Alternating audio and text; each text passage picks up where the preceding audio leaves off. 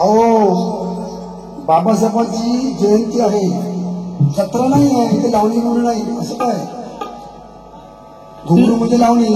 हो बरोबर आहे, लावणीच करायला आली मी. आपण जत्रा नाही आहे, जयंती आहे. ठीक आहे आम्हाला.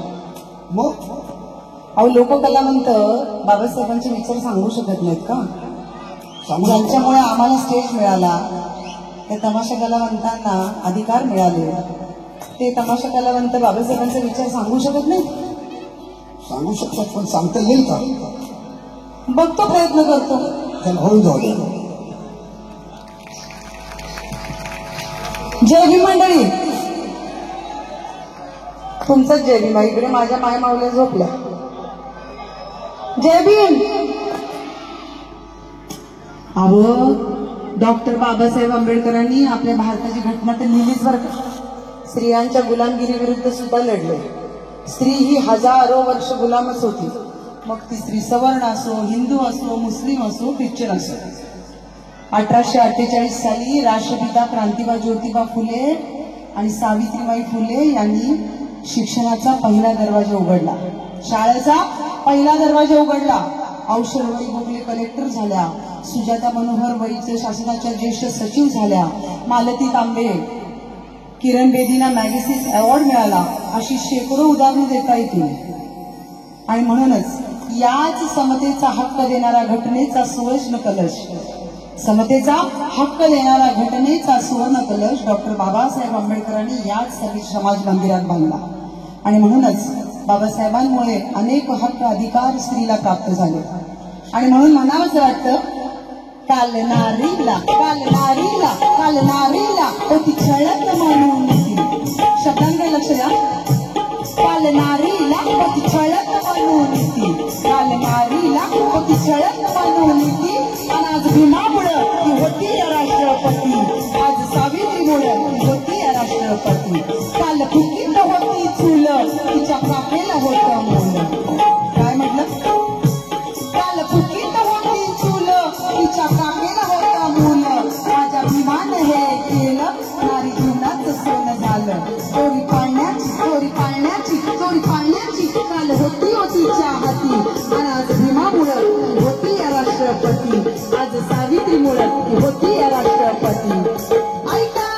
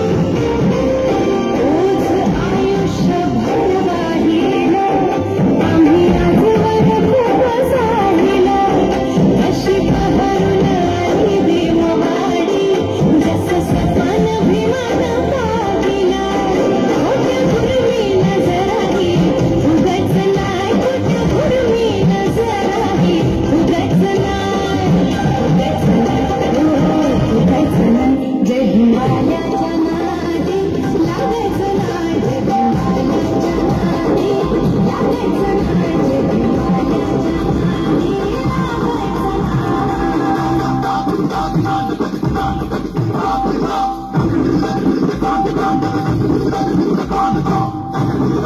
you.